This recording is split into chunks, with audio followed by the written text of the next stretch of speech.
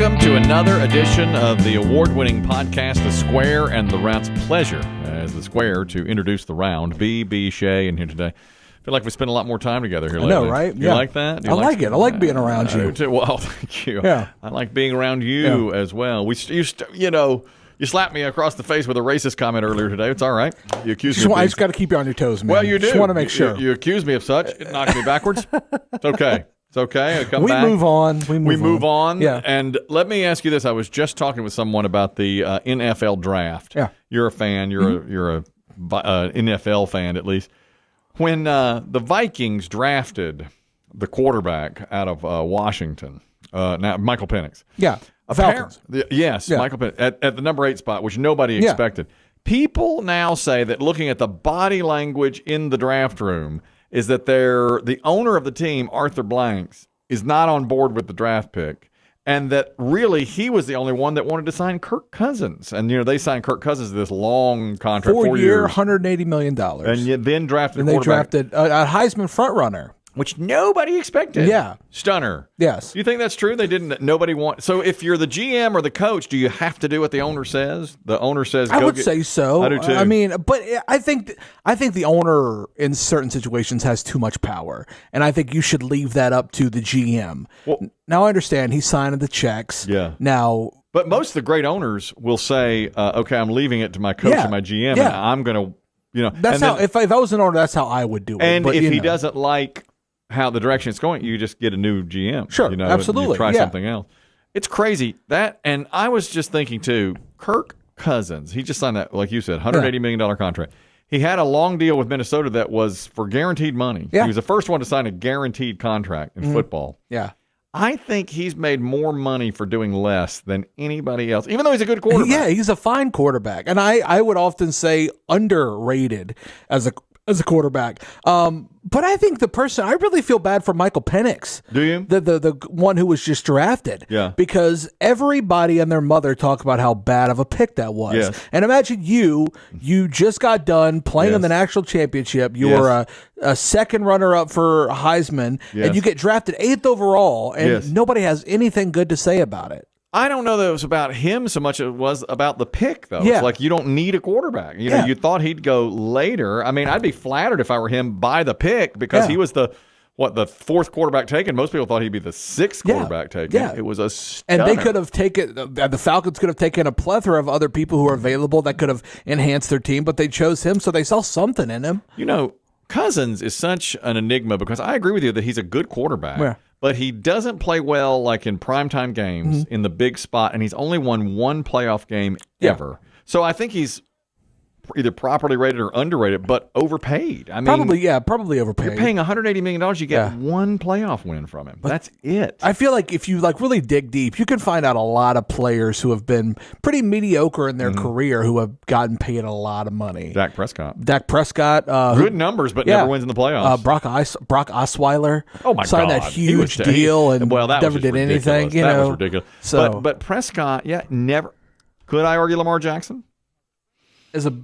Deserves to be paid more? No, he doesn't win in the playoffs. I mean, he's got a lot of great numbers in the regular season, but when it gets to the divisional round, they lose. Yeah. They lose. I love him, but they lose. They do, and that's tough to say, man. I don't think he's overrated, Lamar Jackson is, but there's just some guys who can't win that game. And you're going to see that a lot. You're going to see a lot of dudes who are fine, but they just can never win the big game. So but you've got to pay them an enormous amount of money. You got to pay them something. Well, but these are the guys that are highest paid. I mean, Dak Prescott, my God, he's making huge money, as is Kirk Cousins. Yeah.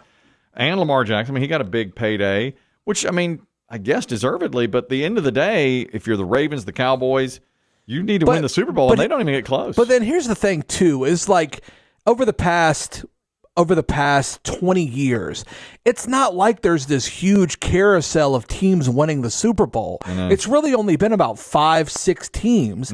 So, I mean, you got to pay the quarterback something to stick around. Yeah. If it was a different team winning every year, okay, I could see your argument of they're getting paid too much, but who's really winning? Well, Patrick Mahomes is winning. Mahomes and Brady. Tom Brady's winning. And it, like, okay, a Matt Stafford will win. Every once in a while. Or a Joe Flacco will win. But it's the same guys over and over. That's true. It's Brady and Mahomes for the last several years. Like, they're so head and shoulders above everybody. And do you know Mahomes, he's become, like, in the next few years, he'll be, like, only, like, the 9th or 10th highest paid quarterback. Yeah. And it's just worked out. But that's how that happens. He got his deal. Yeah. And he's winning. Yeah. You know? And he probably... If I were him, he's doing exactly what Brady did. So smart. It's like he doesn't demand to be the highest paid guy. Because why? It's like they're winning every year, and he can make a ton of money there and a ton of money with endorsements. He's on every other commercial. Like the endorsements he's making. Yeah. He's a minor investor, or he owns a stake of the team, owns a stake of the Kansas City Royals. Yeah, and it's like, let that money, and it's like, you don't, as long as your ego doesn't get in the way, let somebody else, Dak Prescott be the highest paid quarterback. Who cares? Yeah, exactly. And then you free up a little money for an offensive lineman or receiver that you need. You know, because at the end of the day, when it comes down to legacy, nobody cares about how much money you made. Super Bowls. Nobody cares about how much you won. Super Bowls. Yes. I heard a story once about Jerry Seinfeld, my favorite. You know that. Yeah. In the 90s, when his show was rolling, Seinfeld, there was a report out that Tim Allen, who was on Home Improvement, was the highest paid actor on television. Yeah. But really, Jerry Seinfeld was, because he got all sorts of back deals and, but on paper it looked like Tim Allen was higher paid, and he was in Entertainment Weekly or something. So Seinfeld goes to his agent just enraged and says, "This is not right. I want to call a press conference. I want this." And the agent was like, "Who cares? You're making all the money. Who cares what somebody says? Just enjoy it and look like a bigger guy and shut up and take all the money." Because in 30 years, what's people going to talk about? Seinfeld or Home Improvement? Seinfeld. Seinfeld. No question.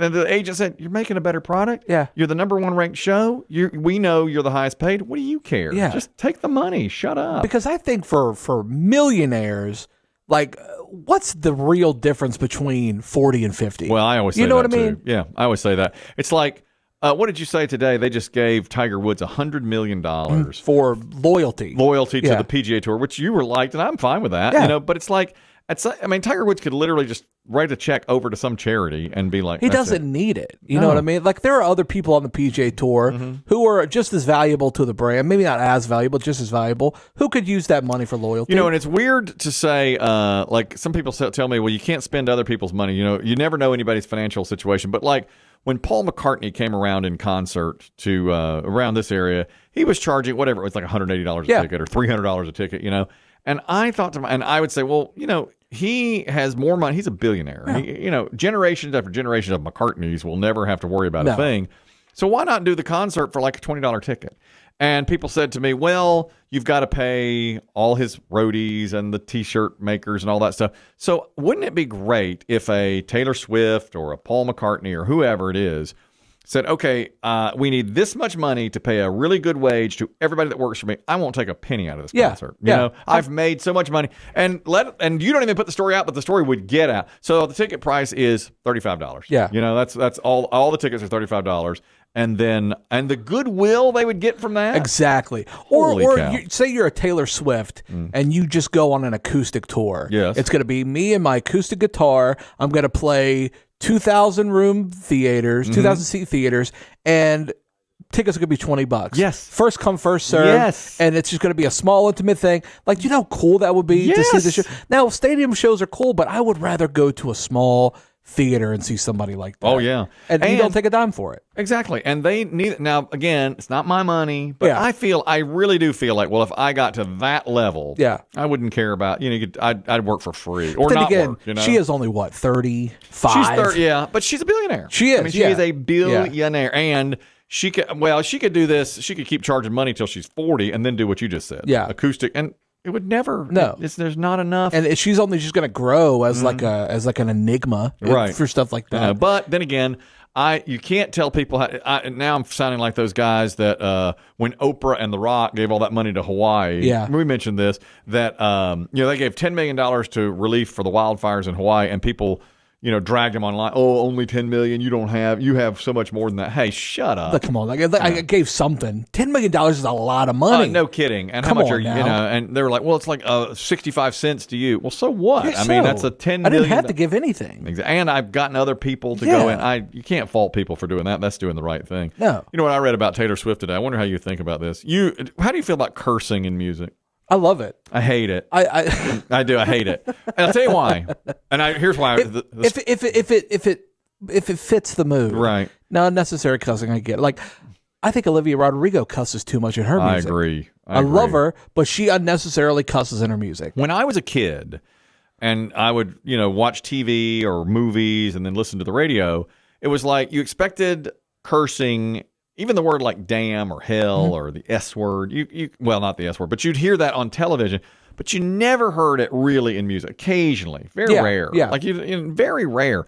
And then, nowadays, I mean, rappers curse, of course. I just read the stat that this album from Taylor Swift compared to her first album, there's 5,600% more times cursing. This cursing is up by 5,600%. See, I obviously haven't listened to the album, so she cusses a lot on this album. Apparently. And I same about Rodrigo. Now, I listen to Rodrigo on the radio. Yeah. And I like it. Well, then one day my daughter said, have you heard the new Olivia Rodrigo song? And she dialed it up, and there it was. And it was like, oh my God. Yeah. I mean, she's cursing left, right. It doesn't. Yeah. It's jarring to me. I can't stand it. Like the song Driver's License. When I listened to it, I had heard the radio edit. And then you listen to it, I'm like, oh, she actually swears in this song. I didn't know that. The radio edit's much better in my mind. I think the cursing takes me out of it. I can't stand it. No, I think if it's, I don't know. I think it just fits so well in rap music just because that's the lore behind it. But I don't know. Like a pop song. I don't like it. I don't know. I can't stand it. Yeah. I mean, my sister one time was listening on an old 8-track, and I was about 8 years old, and she had the song She's So Cold, I believe, by the Rolling Stone, or You're So Cold by the Rolling Stones. Yeah. And it's like, I'm so hot for her, and she's so GD cold. And my sister would turn it down every time the GD would come on. Yeah. But when I heard it, I was like, oh, my God, they're saying that word? And it was so like, oh, my God. Well, now, I mean, it's just everywhere. It's kind of weird to hear a song that doesn't have cussing in it. Yeah, I hate that. I hate that. Yeah. I just don't like the coarseness, crassness that we've come to. But that's probably my age talking. But I hate it when somebody like Olivia Rodrigo, who's like 20 or 18 years old when she starts like cursing and all that stuff. But I think she's trying to she's trying to be angsty. Yeah. Which I get, for somebody her age trying to relate to the people she's trying to relate to. I guess it is kind of refreshing for a young lady to hear somebody like that swearing on a song because, I don't think swearing isn't ladylike or deemed as ladylike. So I guess that kind of she can I think we could use a little more couth and a little more manners, and I think we have gotten way, way away from that here. I mean, we dress a lot more slovenly than we used to, and of course I do myself, but it's just like, come on. I just feel like we've gotten away from that, and it's to the detriment of our society. Now, look, I was not around for Michael Jackson, and I'm trying to understand this. Who is a bigger star? Ever? Taylor Swift or Michael Jackson? Ooh. Dang. I think at the time, Michael Jackson. I want to say Michael Jackson. Okay. Barely. Okay. I mean, barely. He was, came along with the Jackson 5, of course. Yeah. But then when he became, Thriller was so enormous. Yeah. Plus, it's so much easier to access the music now. True, then you had to go out and I buy think it. social media. I think people are a lot more visible. Oh, totally. Like Taylor Swift's a lot more visible because you see her everywhere. Yeah, because you have means to see her wherever you want. Right. But I feel like at the time, as big as Michael Jackson was, I feel like that would make him bigger. I agree. Like imagine if social media was around when Michael Jackson was popping. Off the chart. I think Madonna maybe, but it's close. I mean, when you look back at it. Yeah, I think Michael Jackson was probably bigger. Did you hear Michael J. Fox recently said it was so much, you had to actually have real talent to be a celebrity back in the 80s, and now you don't. Do you think that's true? Oh, yeah, 100%. Me too. Yeah. He said you have to really work, at that time you had to work hard. Now, you can become a celebrity just I don't, the working hard thing, I don't necessarily believe that people who are get to celebrity status aren't necessarily working hard, but the talent thing, 100%. He said you had to have real talent. That's what he said. He said you had to have real talent to be a celebrity back in whatever year, 70s, 80s. Now you can just sort of trip over it, and I do think that's true. Well, I mean, I don't know how familiar you are with streamers now. Not at all. Okay, there are kids, there are 23, 24-year-old people who just stream on the internet all day. Yeah. Just them. Yeah. And they've make millions of dollars, and they've got millions of people following, and they really don't. They're kind of larger than life personalities, but they're not really doing anything special. They just play video games and react to it while they're playing video games, and they get paid millions of dollars. I hate that. It's the weirdest thing. You probably like that. I don't. I hate that it exists. I hate that because too. I would rather watch somebody talent like play a song or sing a song or something. That would be preferred. No, certainly. am I jealous? 100%. I wish it was me. I wish I got paid that much to do nothing. Did you come up with something? I don't know. I really don't know what. Because it's hard to explain. Yeah. Like me explaining it to you doesn't make sense. No, I know but what you it's mean. a thing. Yeah, I'm sure it is. And it's like, and that's why people now today, if you ask them what they want to be influencers or streamers or whatever. And it's like, my God, what? I feel like we're losing out on people actually learning a skill and doing something. Well, see, and that's the thing is because I think becoming a celebrity has become so easy. Do you think, well, I'll say this. I heard John Mellencamp say that a celebrity is less respected now than it's ever been before. And here's his example. He's like, every celebrity in the world said Hillary Clinton should be the president. They were all about... And she lost. Yeah. She lost to Donald Trump. Of course, he is a celebrity, or sure, it yeah, still is. Yeah. But he said, celebrity means nothing anymore. So what if I tell you to go vote for somebody? Nobody's going to. Yeah. It's like now some celebrities are greeted with for as many as love Taylor Swift, many now hate her. Because they turned the back on her. The backlash is bad. Well, I think people associate money with knowledge. Which is a terrible thing to do. Yes. And I think that at some point along the line, we as the common people have access to the same amount and same knowledge as everybody else does now. So really, celebrities have no influence in that sphere. They can convince you to go buy something. They can. You know what I'm saying? But or if this person endorses this product, but I can do just as much research about why not to vote for Hillary Clinton than that person telling me to. I don't think have you ever bought something because a celebrity loved it? Well, you're a big Kanye. You buy his shoes. Oh, yeah, I bought his shoes. Michael Jordan. Well, I bought Jordans when I was a little kid. When I was young. Yeah. All because they were his shoes. I'm not really affected by that at all anymore. I mean, celebrities if a commercial comes on with some celebrity that I like, it doesn't.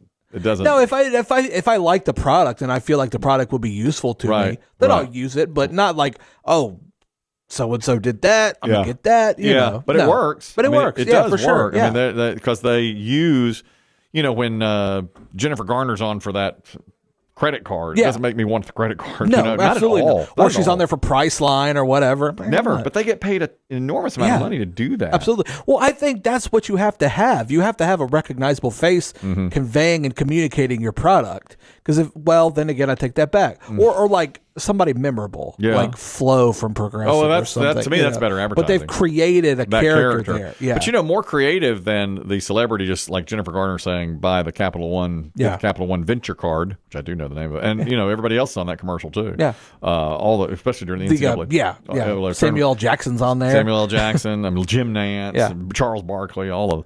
So, but I think more clever than that is when Kim Kardashian just shows up at a club and takes a picture, but she's really paid to be there. Yeah. Because it seems more organic, even though it's not. That's tricky advertising. Well, see, that's the thing about like the Tonight Show is that I think a lot of people believe that they're just stopping by. Used to be that way for sure. When I was younger, I thought, wonder what they're doing. They were just in town. Yeah. Like, hey, I'm going to stop by, say hey to so and so. But I don't think the Tonight Show even has any. I mean, who cares if somebody's on the Tonight Show? I agree. I think there will always be an audience for it, but never as big as what it once was. Oh God, Johnny Carson, came along, and I guess Jay Leno, but Johnny Carson, it was the perfect timing. Today, it wouldn't matter. No. Everybody tuned in to see it. Now you don't have to. I think Jimmy Kimmel and Jimmy Fallon and Stephen Colbert, they just want the next day people to look online and see what they did. Well, that's what it all amounts to now. It's no longer is the YouTube clicks. Yeah, it's no longer about being on the show itself. You know? Advertising is funny because, like recently I tried that AG1 product. Remember that? Yeah. And I just, and my wife and I do this all the time. We'll be sitting talking about something, and then all of a sudden on my television, there's a commercial for it. Yes. It's like YouTube TV is listening to me. Yes, it is. I go to the gym, Orange Theory, and sometimes I'll come in and say, We did this and that at Orange Theory, and about 20 minutes later, there's a commercial for Orange Theory that I never see anywhere else. What'd you think about AG1? Did you actually try it? I did, and I didn't like it. You didn't like it? Do you want to buy it? I've still got... How much do you have? 3/4 of it. Like, okay, so it's just like a supplement that you pour in your water bottle or something? Yes, AG1 is pulverized vegetables. It's like powder. It's a green powder, and it comes with a scoop, and you put it in 8 ounces or 16 ounces of water in the morning, and then you drink it, and it's supposed to give you all the vegetables and nutrients that you really need for the day, and then everything else is just add. I just didn't like the taste, and I couldn't get into doing it. I assume that it didn't taste well. Some people told me they love it. It tastes more like pineapple, but I didn't find. I found it tastes like a very weak pineapple juice and not sweet enough, and I didn't like it. And I paid $100 for it. Once again, something my wife told me not to do, which I did. Yeah. And it's still sitting in my fridge mocking me. I'll give it to you. Well, I promised Martha, who also works here, I'd sell it to her. She's offered me $30 for it. Sell it to her. I have to. She'd probably use it better than I would. What good's it going to do you? It would probably just clean me out. Exactly. I'd probably get diarrhea from it. God, you're just right. Crap it all out. But that would be good. That would be, it'd be like a fresh start, that like would be a reset or something. There's your lead-in for the top 5 things that feel good. Now, that feels bad. It does feel bad. I don't like diarrhea. Sometimes it feels good, but most of the time it feels bad. When you mentioned this last week, I loved it. You were out of town after we... where'd you go? The beach? Yeah. You enjoyed. You're not a beach person. No, I don't like the beach. And yet you enjoyed the beach. But I like going to the beach because I know I don't have to do anything. Right. But if you just stay, so what you told me you did was stay in the house 90% of the time. That's what I don't. You could have done that here. True. And spent no money. True. But it's nice to see new places. Yes. I guess. You enjoyed the beach atmosphere. Yeah, I went on the beach for about 45 minutes. Sat down, got the ocean on my feet, and then I just went back on into the house. Took a nap. Yeah. I really enjoy the beach. I'm a huge fan. Now, what you said last week was, let's do this. Let's get ahead of it. Top 5 physical feelings that feel great. Yes. Non-sexual. Because I feel like as two guys sitting here, we could sit here and go, oh, man, I love me a blowjob. Like, of course, who doesn't? But do you think any of the things that are on your list are better than a sexual feel? Yes. Oh my God! Yes. Really? Okay. Yes. Well, all right. Because before I had sex, when I was a virgin, I would talk to other guys about what's it like, and they're just like, "Man, it just blows your mind. It's just unreal." No, it's an amazing feeling, and everybody enjoys it. But if you gave me an opportunity to do this as opposed to having to build up to have sex, I would probably rather do this. You do these things? Yes, 100%. I think they're all easy, but they're great. Well, I mean, not everything, but 1 or 2 things. Well, what's one of yours? What's the 5? Let's see. Number 5. I don't have these in any particular order. And I actually came up with 6. But one feeling that I love is waking up early on a weekend. There it is. And then realizing you don't have to go anywhere. Perfect. And then you just go, you get the cover, go right back over you and sleep for another 6 hours. That is a great feeling. I love it. When you're laying there, that's on my list. Yes. You're half in, half out of sleep. You wake up, but there's nowhere to be. There's nothing you have to do, so you just lay there. You know the thing that ruins it? When you have to pee. Have to pee, yes. You got to get up. But that time when you don't have to pee. Oh, my God. And it's just perfectly warm enough, and nobody's going to bother you. Yes. And you're laying there, and you can lay there another hour, 2 hours, whatever you want. Yeah. Oh, my God. Now, some people would say, okay, waking up early and then realizing you have 3 more hours to sleep. No, I'm talking about no timetable. Agreed. I don't have to wake up. It's a Saturday, and I'm not going anywhere. Yeah. I love it. I never have that feeling. I mean, I am feeling. never. I'm always getting up to go do something, even on weekends. This coming weekend, you should just not do anything. I have to play pickleball. But you're a go-getter, man. Every weekend. You like going out and doing stuff. I do. Which I respect. I do. I like that feeling. Yeah. I mean, that was on my list. Believe me. Because you're perfectly warm, and it's like nobody's going to bother. I just love everything about it. Now, you mentioned urinating. Yes. That's on mine. Pee shiver. Pee shiver. Pee shiver. You experience it? Love a pee shiver. Well, men get it more than women. Yeah, you get a little shiver when you pee. Somewhat orgasmic. It is. I would say it's probably a neighbor to it. It's or akin to it somehow. I agree. Yeah. That's a great feeling. It's not sexual. It's urinary. Yeah. And I like it a lot. Okay, well while we're in this... Can't predict it. While we're in this nether region, I don't know if women have the same... Scratching your nuts. This is something I don't think women do. Well, I didn't know. Some women. I didn't. Yeah, maybe. But I didn't know if scratching that area for women had the same. I don't know. That's a good. Because when you need it and you relieve when it's an isolated itch on the ball sack, and you got to like take it and you got to like roll it and you got to get deep in there. It is the best. Remember earlier when I said I thought our society was becoming too crass? Yes. Here's an example of There's no easy way to explain this. I know what you mean. Well, scratching an itch anywhere really is but especially on your nuts, I think is just the best feeling. I didn't have it on there. Yes. I didn't have it on my list. It's a great feeling. Yeah. That is a great feeling. Okay, I have one. When your favorite team wins a championship of any kind. Okay. Yes. It's been a while since I've felt that. 2015 was the last time I felt that. Duke. Yes. In 2015.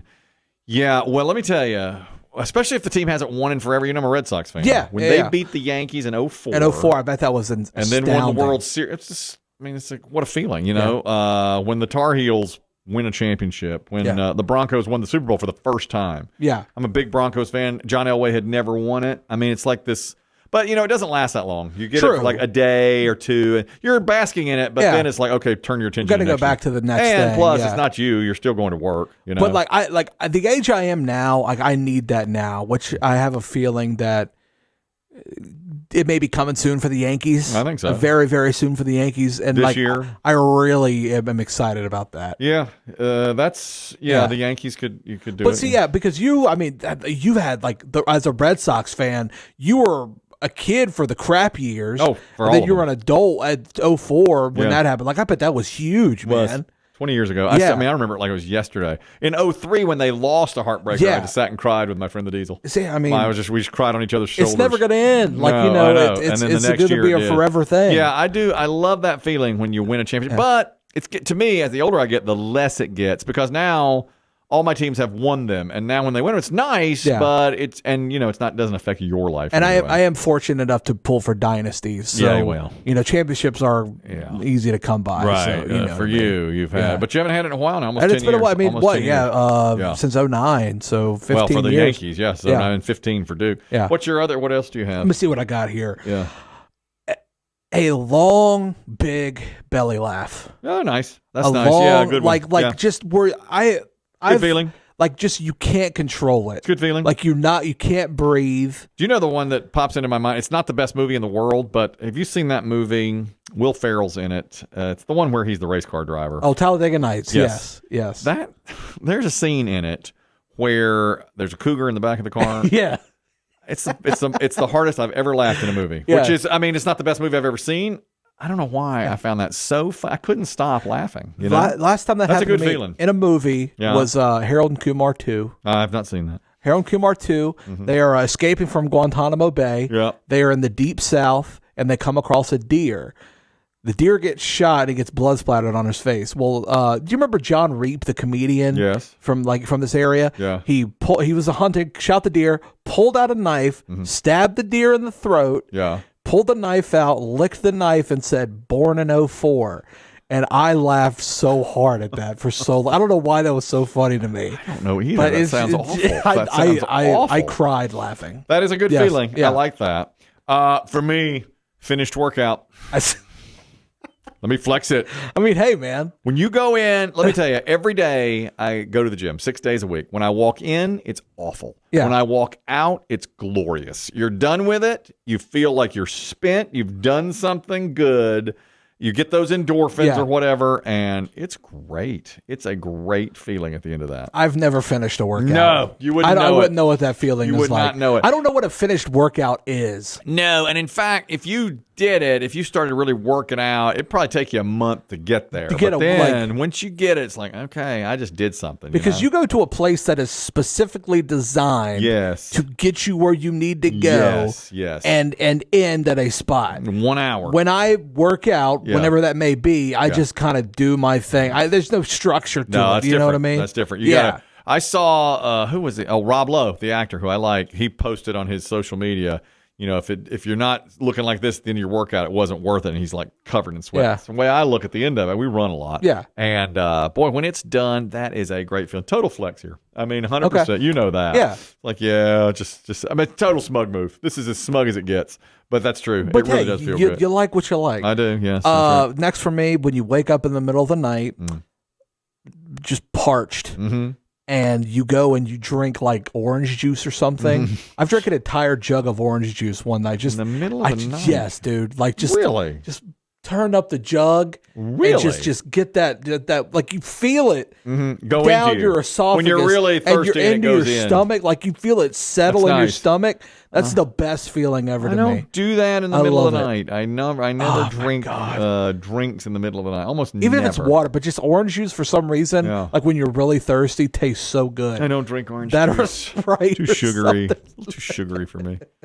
Certainly What's not your favorite type of juice? Do you like juice? I like tomato juice. Oh God! And I like. I used to like grape juice. Too sugary though. Yeah. And I'll take a Trop 50 and cut it with water, and have just a thimble, but Just only a on shot, only on special shot of occasions, watered down though. apple juice. But my number one thing that I like the most, that feels the greatest, is the burn of a Diet Coke as it goes down. That's a good God, feeling. I love that. I love that. That's a great feeling. And certainly, I should say, hearing my children's laughter. That's of course, the best feeling. of course. I have to say that.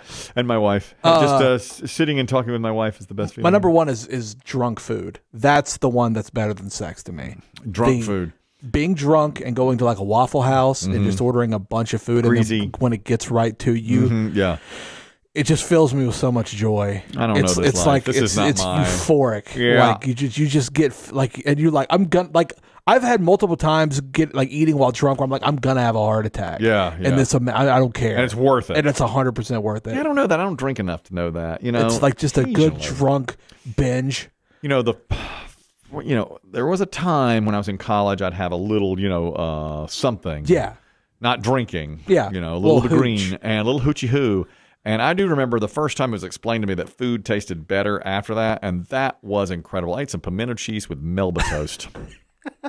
Melba toast? Toast. They were little Melba crackers. They were a hard cracker, and I dipped it in pimento cheese, and my God, that tasted good. And the guy who was showing me the ropes on doing this is like, oh, yeah, food tastes 1,000 times better. And I was like, oh, my God. I ate like the whole box and the whole quart of pimento cheese. Yeah. It was so good. Because you don't care about how much you're eating. No, You're just getting my stomach, dude. God, that was good. You're right. Yeah. And, I occasionally like a Waffle House after a drunk night or something, or one time I was in Indianapolis and I had a burrito after a drunk night. That was good. You're right. That's It's a good amazing feeling. Yes. Just, what I almost put on here was a sneeze. Sneeze is a good sneeze. A good sneeze is nice. I like a good yawn too. Or when half your nose is completely closed and then it opens up all of a sudden, it's a great feeling. Yes. Those are good non-sexual physical feels. I like that. We have to do the worst feeling things next week. Oh, God. Yeah. Those are terrible. I know they are. I don't want to delve into that. Yeah, terrible. Paper cut. Yeah. Like terrible. Waving at somebody that you thought was waving at you. Oh, God. This is awkward. It's a terrible feeling. A lot of awkwardness. Yeah. A lot of times I just pretend to hear people and they'll say something and I go, oh, yeah. And then they'll follow up and I'm like, I don't know what you said. You just hope that they don't look at you waiting for another response. And then they'll go, so? Yeah. I don't know what you said. Sorry, and then you got to dude. pretend, stupid. I'm an idiot. But I'm stupid that way. That's it. That's a good square in the round. I like that. We should win an award. Damn it. should. When's one coming out? Don't we have one soon? We're nominated next month. Next month we'll figure it out. We say we're nominated. We're I thought you nominated. said we got dominated. Oh, I'm sorry. Well, we may have got probably dominated. did. Who knows? have a great week. Back again. Download it. Tell your friends. Send it out. The podcast, The Square and the Round.